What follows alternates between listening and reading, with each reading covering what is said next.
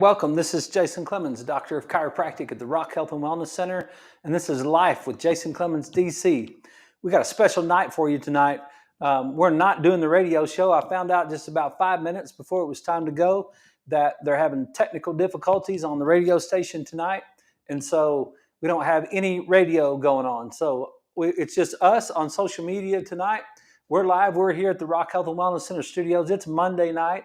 Monday, April 21st is the day after Easter Monday. So we're going to go ahead and do a show just because I thought it was really important. It was very enlightening yesterday, and I just wanted to share it with you. And so that's what we're going to do is we're going to share this show with you tonight. It's a little weird. I feel a little naked without not having my headphones on right there, but I just wanted to go through this tonight and just talk through the thoughts that I had yesterday as I was listening to the Easter sermon. And that's a big day for Christian people around the world, and everybody has their experience with Easter. And I don't want to try to redefine Easter in some sort of way, or everybody's got we all have our own special way that we understand it and we define it, and everybody had an experience yesterday, and it's a big deal for all the church people because they're gonna try to bring you their best sermon. And there's our church at Hillside Church, where I attend, is I think they had 5 different services. Had 5 different services packed to the brim on all 5 services, and so I don't want to do that tonight. I don't want to reinvent the wheel. I don't want to try to redefine Easter in any sort of way. I just really enjoyed it yesterday. I just enjoyed listening to the message in a relationship to health. And that's what we do. If you're new to the show, we take the sermon from Hillside Church here in Lubbock, and we take that sermon and we try to bring it to life on Monday nights. And we call it Taking Health to Church. And so that's what we're going to do. We're going to take health to church tonight. And so I just want to talk through it. I want to share my thoughts with you, and then we'll be done early because we don't have a radio show tonight. With the technical difficulties, we don't have to worry about that. So I'm not worrying about that. I mean, we're not going to do a radio show. I didn't mean for it to sound that way. It'll just be a nice, easy conversation. If you want to send me a text, 806-794-0400. If you want to make a comment, you can send me a message on social media, and we'll just go at it like that. So, we've been doing this audacious claims thing for the last 5 weeks. And of course, this is the end of the series of that. And the claim is, I am the resurrection and the life. And we talked about the different claims that Jesus had made over the last 4 weeks, and some of the results. They plotted to kill him. That it really stepped on some toes, and he did some things. And the result in this one is they did kill him, and then he conquered death. And I thought to myself when I was listening to that, I was like, chiropractic wellness, like Easter ought to be the holiday for chiropractic wellness. Because it's what we try to do every single day, right? In chiropractic wellness, we try to conquer death. And the Easter story is just like the ultimate conquering of death. It's like, nope, the grave can't hold me. Like you got no grip on me. I am the light of the world. And so as I was listening to this, one of the first sentences that I have in my notes is, Jesus is not a supplement. He is the nourishment. That's what the pastor said yesterday. He's like, Jesus is not a supplement. And I thought to myself, from a health standpoint, how many times do we try to do that? How many times do we try to take some sort of supplement to replace the real nourishment that we should be getting through our diets, through our exercise, through our relationships, all the things that we should be doing out there? And Jesus, and from a Christian standpoint, it's like we do that a lot. We try to supplement a little bit. We're going to live our lives, but we're going to supplement with Jesus. right? Now, I know a lot of you guys that listen to this show are pretty serious about your faith and your walk, and you don't do it that way. But we all know that we've done some people. Some of us have done it that way in our life, and some of us know some people that do it that way, right? But we often try to supplement what is lacking in our health and wellness world. It's like, Doc, what supplement should I be taking? But then you're going to eat ice cream and drink a Dr. Pepper. Right? It's like, no, what if we just skip the ice cream and the Dr. Pepper and then after all the smoke cleared, could we find the exact supplement that we needed to be healthier, right? It's you can't supplement a bad diet. You'd be better off just fixing your diet. You'd be better off just following Jesus. That'd solve a lot of problems right there in our walk. So that was one of the things that I wrote down. We often try to supplement what is lacking instead of addressing what is lacking. And now, I'm not saying I'm anti-supplement, because there is some evidence that maybe the nutrition that we get today, because of repetitive farming and different kinds of manufacturing and processing that we do, we might not have the same nutrients from a plant that we had 50 years ago. I've heard that argument multiple times. That's why I take a multivitamin. That's why Catalin from Standard Process, this is not Catalin, but from Standard Process is my multivitamin. My vitamin C is Cyruta Plus.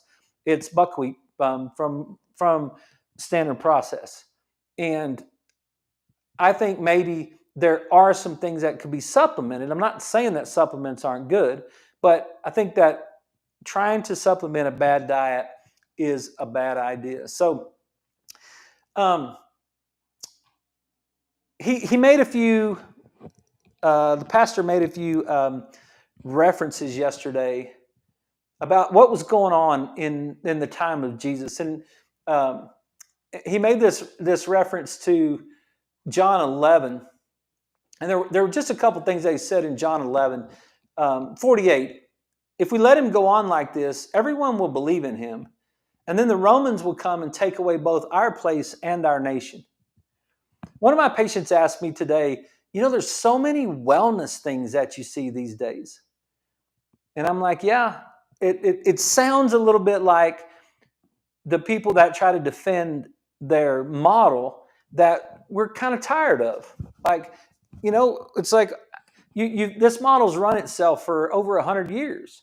The Rockefellers and the Carnegies set the stage, and we followed it, and we kind of followed that model for a long time. And then when Jesus showed up, he really threatened the people of the church. He really threatened the religious leaders of the time, because he's like, you guys are doing it all wrong. And you in today's world, when we present wellness to people, we're definitely stepping on toes. In one of the arguments in my profession, in chiropractic, is that you guys ought to get along with medical doctors better. You ought to integrate into the medical system better. And I'm not an anti-medical doctor guy. I take care of doctors and nurses and physical therapists and all kinds of stuff. I'm not an anti-medicine guy. My mom got her hip replaced by a surgeon. My dad had to see a doctor. There's time I sent my son to a cardiologist to find out what's going on with his heart. I'm not an anti-medicine guy. But it's not wellness. It's not integrating. I have no desire whatsoever to integrate into that system. Jesus had no desire to integrate into that system. And it pushed up against people's belief systems. And so from that day on, they plotted to take his life, right? They were going to take him out because he was destroying what was not true. So now we get to this whole Lazarus thing, right? So Jesus is, and what the pastor said yesterday was, he said Lazarus was considered to be Jesus's best friend. Now, I never heard that before. I didn't know that. And but so that was new. That was new pieces of information to me. I thought, wow, that was something new that I'd never heard of before. But so you can kind of appreciate that about how much this person actually meant to him, if that's true, and the biblical scholars may agree that that's true. Um, so we've got this situation to where when Jesus heard the news, he waited 2 more days before he went to Bethany. So it's only a couple miles away from where he was. I think he was in Jerusalem or he was headed that way, and he's got he's heard the news that his best friend has died, and he just waits. He's not blown. He's not blown here and there by every wind of change and cunning and craftiness of men. He's not lost his patience.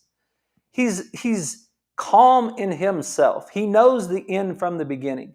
I said that to Leslie and Caitlin on the way to church yesterday. I was like, I really believe my biggest fault, and all of our biggest fault, is our lack of maturity. Not knowing the end from the beginning.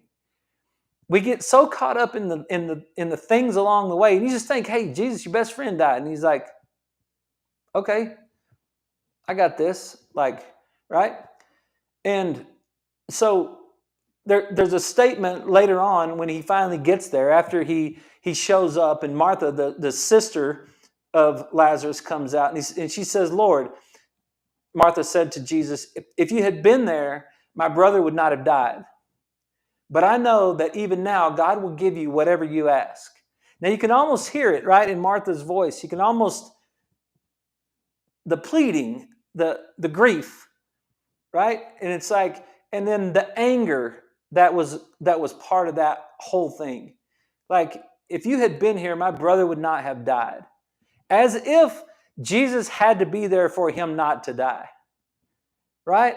Like, if he really had that intention of that not happening, then that he could have done that from any place on earth, right? If he really was the person that he said he was. But so Martha was filled with this deep grief, pain, anger, but she also knew who he was. And Jesus said to her, your brother will rise again. And Martha answered, I know he will rise again in the resurrection at the last day. And Jesus said to her, I am the resurrection and the life. He who believes in me will live, even though he dies. And whoever lives and believes in me will never die. And then he asked her, do you believe this? Now, how, I was sitting there yesterday and I was just thinking, really? Do you believe this? How do you answer that question if the Messiah is standing right in front of you and you just lost your brother and you're just like, yes, of course I believe this, right? But that might be about one of the biggest statements in the history of mankind right there. Like, I am the resurrection and the life. Like, who believes in me will live.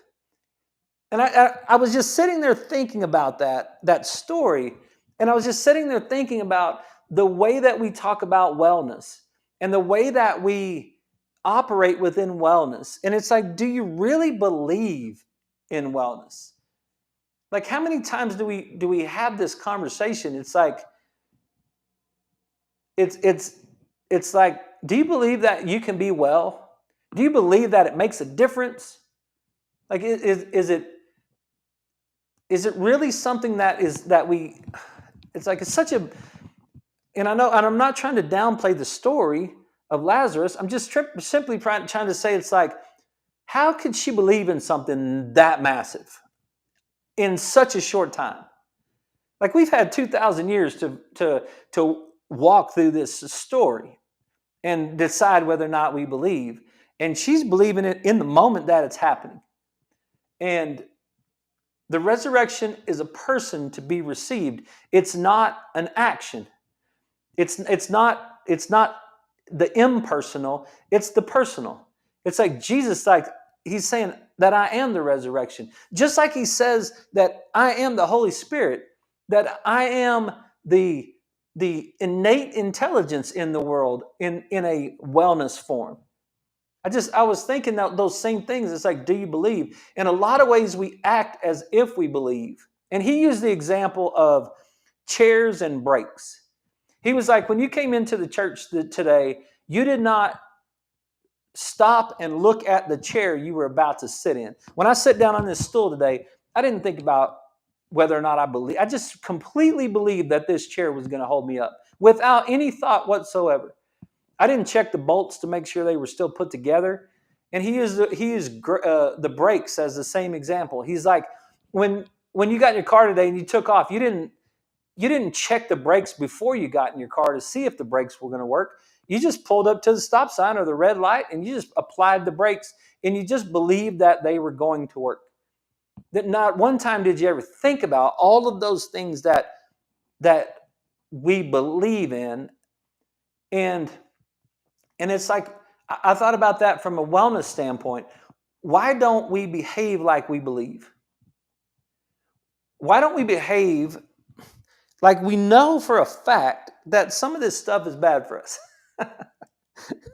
Why don't we believe that it does make a difference for us to be well? Like, what would happen if we were as good as we could be? What would happen if we literally lived every second as if we had eternal life? Like we wouldn't be so scared of so many things. And then you say, well, if we wouldn't be so scared of so many things, then we wouldn't be firing our right hemisphere so often. And we wouldn't be creating some of this disease process that's related to sympathetic tone, this sustained sympathetic tone that we talked about last week so much. It was like, no, what am I getting stressed out about? What am I worrying so much about? What am I fighting with people so much about? What is it that is inside of me that I don't really believe? And then what do you do now? Like, if you don't believe, well, okay, we're just at the mercy of the earth, I guess, right? I could see it as we were going through there. Sometimes we don't think about what we believe.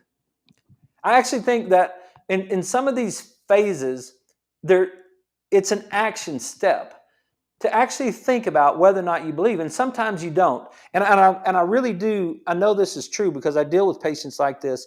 When you ask a person, how many milligrams of fish oil are you taking? How many IUs of vitamin D do you take?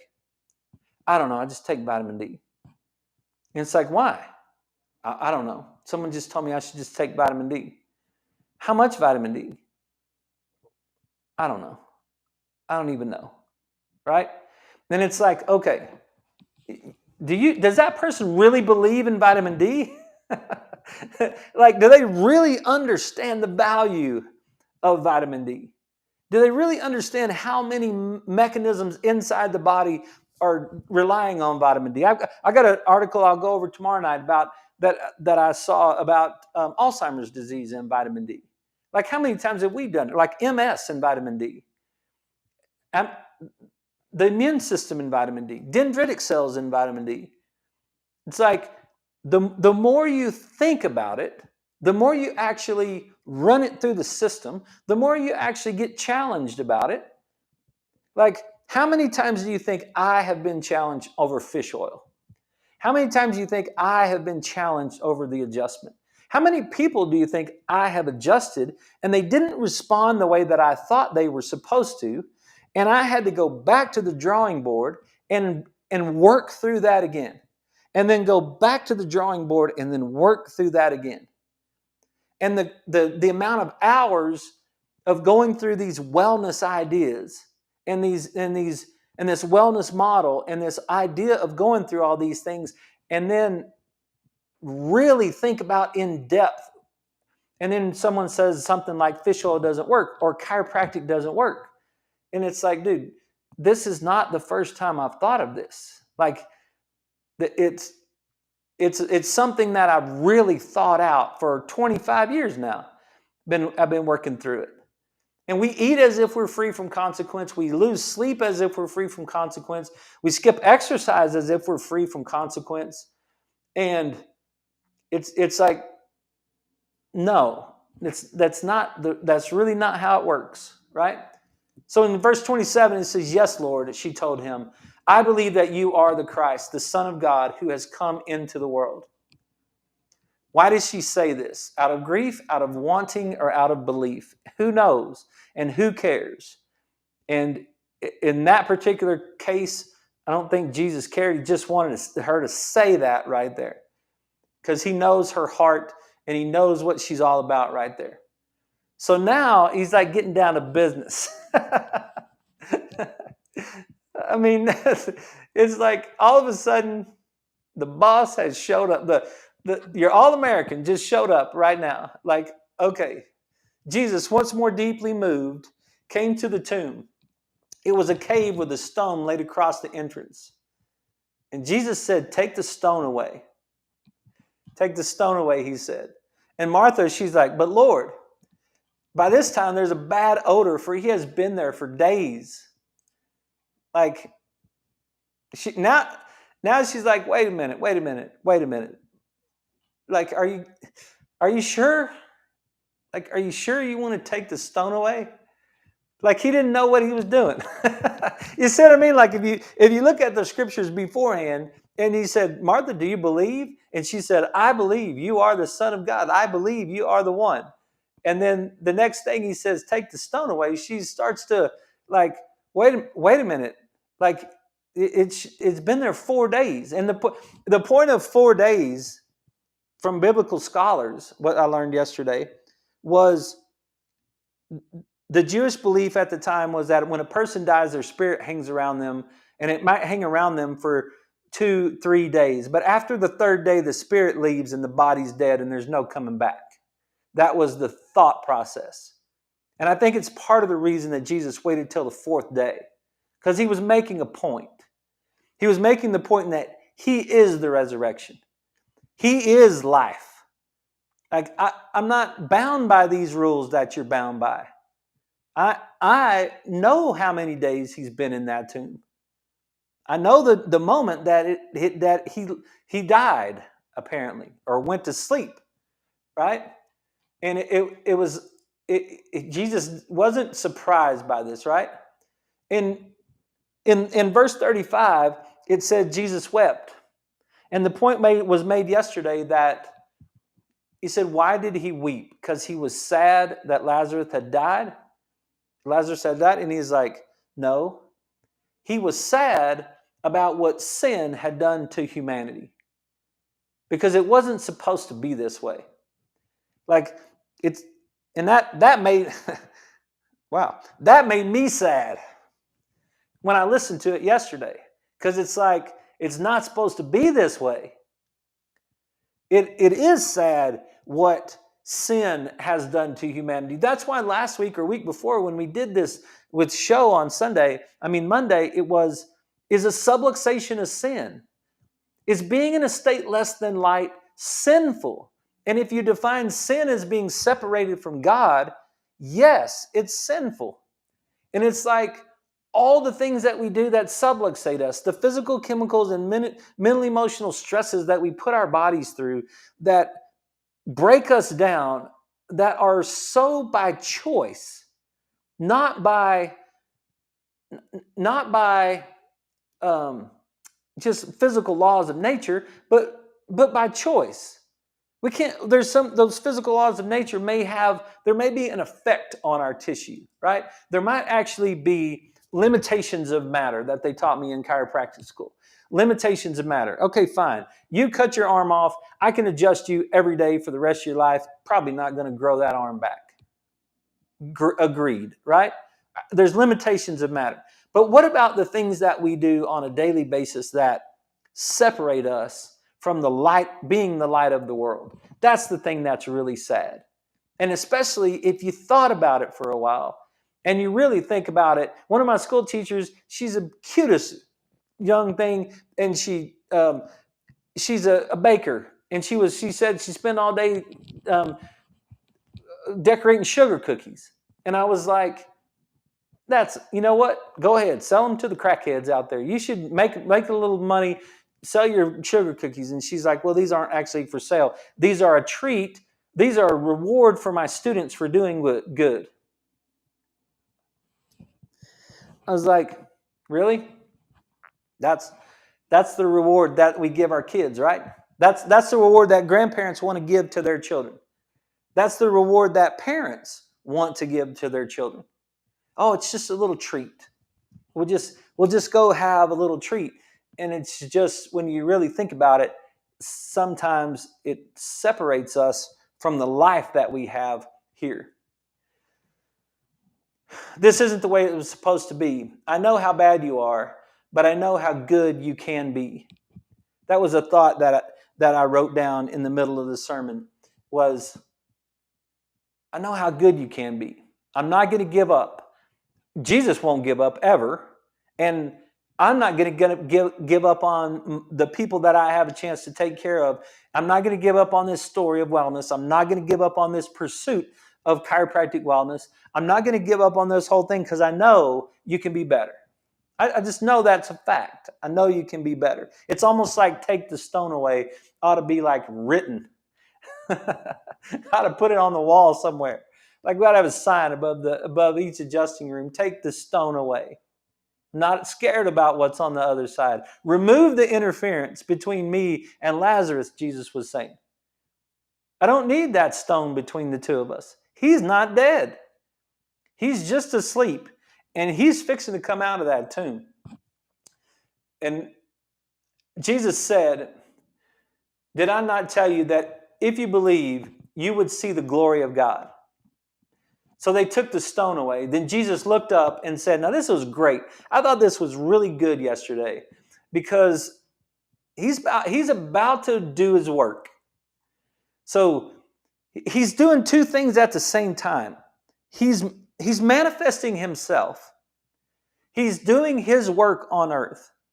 But he's going about his business in the relationship with the Father, in the way that he understands his source of power, right?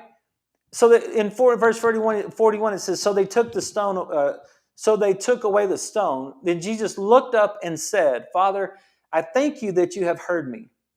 I knew that you always hear me, but I said this for the benefit of the people standing here, that they may believe that you sent me. Like, he's not worried about what people think about him. He's worried about what the people that he influences, the thing that he's supposed to be doing on this earth. But he's not 1 second walking through his life without the connection to his Father. He's not 1 second walking. There was a conversation with his source, like his purpose. And man, I know a lot of us don't do that. I know I don't do that enough. I don't spend the whole day walking as if Jesus is standing right there with me.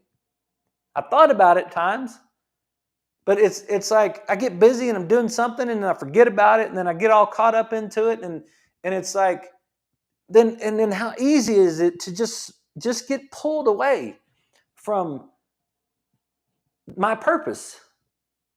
It's so easy. It's like, oh man. It's like, but he did it. He's already rolled the stone back. He's already said that. And now he's like, didn't I say that you would see the glory of God? Like, I'm trying to tell you, this is the way it works. It's the way it works. Follow it, and it's the way it works. When he had said this, Jesus called in a loud voice, Lazarus, come out. The dead man came out, his hands and feet wrapped with strips of linen and cloth around his face. Jesus said to them, take off the grave clothes and let him go. Jesus was making a point by waiting 4 days. He has the power to resurrect a dead man. And I wrote in my notes, do you feel like a dead man? Do you realize there's a power that can resurrect you? Do we as people realize that there's a power that can resurrect us from a lot of the chronic disease that we live with, that we've made a choice to have in our life? Do you realize that there's a power that can take away your arthritis? There's a power that can reverse your type 2 diabetes. There's a power that can decrease your your cardiovascular disease, that can move you away from Alzheimer's disease. Those are the things that we're finding in wellness the more we study wellness. We haven't studied wellness in the last 100 years in the United States. We've studied sickness to death. That's what we've done. In other parts of the world, in Japan, where they're always living to be old, and in the little island in Greece where they're always living to be old, and the places around the earth and that you have the blue zones and the old people, they've been doing wellness things, right? And I think a lot of us sometimes feel like, and why we feel like that is I think maybe we don't think about it. We don't think it could be us that could be well. We think it's probably going to be somebody else that could be. I don't even know what he's talking about. Like, what do you mean you're not supposed to take your Tylenol and your Tums and your stuff, right? It's like, no, you're not. It's not supposed to be that way. There's a power that can resurrect us. There's a power that can bring our health back to us. Jesus is the source and the giver of life, but he gives it to us every single day in innate intelligence. That's what innate intelligence is. How did the sperm and the egg know to grow a human being? How does my immune system know to release a cytokine to my hypothalamus to raise my temperature whenever I have a virus? How do I know to throw up or have diarrhea when I have a virus in my gut? How do I know how to do that? How do I know how to heal a cut? How do I know, like, how to grow fingernails? Like, how do whiskers grow? How does that work? It's innate intelligence. That innate intelligence is 100% perfect 100% of the time. That's the foundational premise of chiropractic. On the first day, it's 100% perfect 100% of the time. You're putting those cells in an environment that's incongruent with health. And what you're getting is the expression of sickness. John 10, 27 and 28, my sheep listen to my voice. I know them, and they follow me. What if he said, my cells listen to my voice? I know them, and they follow me. I give them eternal life, and they shall never perish. No one can snatch them out of my hand. He says, my sheep listen to me, his people. His people are made up of organ systems, which are made up of organs, which are made up of tissues, which are made up of cells. He could have said, my cells hear my voice. What if that's true inside the body? What if the cosinoids that we talked about last week are his voice? What if part of his voice is the energy that is inside the cell, and the cell is listening for his voice? And the cell is getting subluxated because it's in an environment that's incongruent with health. And then now all of a sudden you've got this wellness idea, and you start doing well things and you become more well. The cells start to become more well.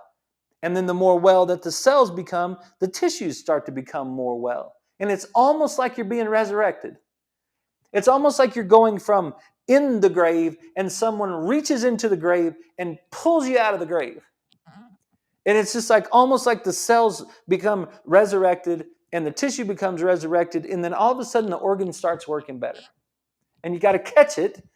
Unless you're going to really go into extreme situations, you got to catch it early. You got to start at an early age, and you just keep taking care of those cells and taking care of those cells and taking care of those cells and keep expressing that health so that you go do your thing on earth. That you go shine your life, your light in whatever realm your light is supposed to be shown in. We try to find life outside of Jesus, maybe because we don't believe or we don't think. Some people don't believe. You know what's funny is they still have an innate intelligence. All those people that don't believe in Jesus still have the power of Jesus inside their body. He's trying to tell you, you try to tell all of them, you will, at the end, you will see me. And you get to choose if you're coming in or you're not coming in. But you will see me because that innate intelligence that's running all those cells is from me. That's what I believe. I believe that to be true. We're almost finished. Jesus said to her, I am the resurrection and the life. He who believes in me will live, even though he dies. And whoever lives and believes in me will never die. Do you believe this? Resurrection is personal and relational. That was the message from yesterday. One time you heard personally from God. This is something I thought was pretty cool yesterday. So you may or may not have had that moment where you felt like that was God talking to me. I had that moment. I had that moment on the highway coming back. It was Interstate 20 coming back between Fort Worth and Abilene. And we were at a seminar. And this was in probably about April of 2001. And Leslie and I were coming back from Dallas after we'd been to a seminar, after I'd met Dr. DeMartini, after I was with my brother-in-law, we were talking about wellness and all this stuff. And we were talking about feeding our children and how we were going to feed our children. And I had a moment where it was like, and I had heard people say this before.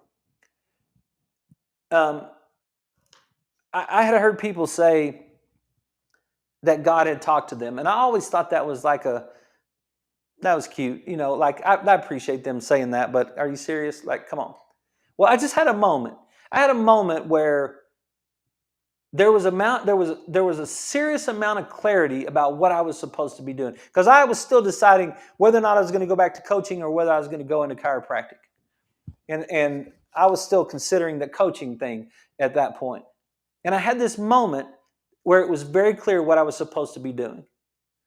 And so I went home, told my brother-in-law, dude, I got to go to chiropractic school. I left in May, started my journey, and I've been doing that ever since May in 2001. And so the one time you heard personally from God can and maybe should be enough. How many times, I think about my dad. My dad told me to do something, and then I think about how many times does he need to tell me to do it? It's it's like he told me to do it once. I didn't hear him, or it was like I heard him. Did he change his mind sometimes between the time he told me and the time down the road somewhere? Nope. He only had to tell me once how to do it. Same thing with my coaches. My coaches tell me, look, this is how we do this. And then it's like, yes. So I kind of got trained in that method a little bit. And I just thought about this. This might be a little bit my own stuff, but that one time that I heard from God should be enough. He can tell us once, and until he tells us different, maybe we should continue with our directive. Until he comes and tells me different, I think I should be doing what I was told to do. I think I should be living every day in that purpose, in that directive, and stay at it. And if he wants me to do something different, he'll come tell me. But until then, I'm just going to stick with it right there. Jesus frames death as powerless. Life on earth is short. Life in eternity is forever. Since the children have fled and blood, what? He too shared in their humanity so that by his death he might destroy him who holds the power of death. That is the devil, and free those who all their lives were held in slavery by their fear of death.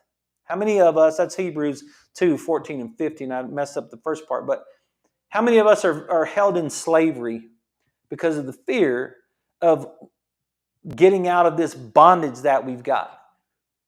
And that's why it's so inspiring yesterday. I just kept hearing it. It was just like, he broke those chains, man. Like that was a victory day yesterday. Friday was horrible, right? Like what happened on Good Friday was horrible. But what happened on Easter Sunday, as we celebrate it, it was like the greatest thing in the history of earth. It was like, it just came out of the grave and just rose with just like, didn't need any clothes, just came right out. It just came out and that was it. Like that was the end. That was the end of it right there. It's like, I got you now. The reason my Father loves me is that I lay down my life. only to take it up again.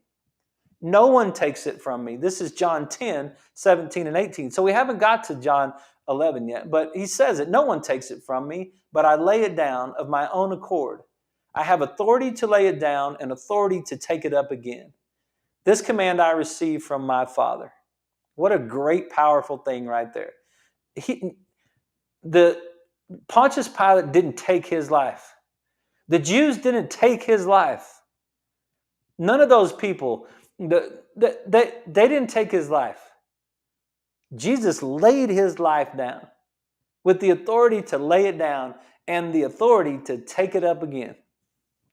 I'm like, man, Jesus' claim requires a response. Do you believe?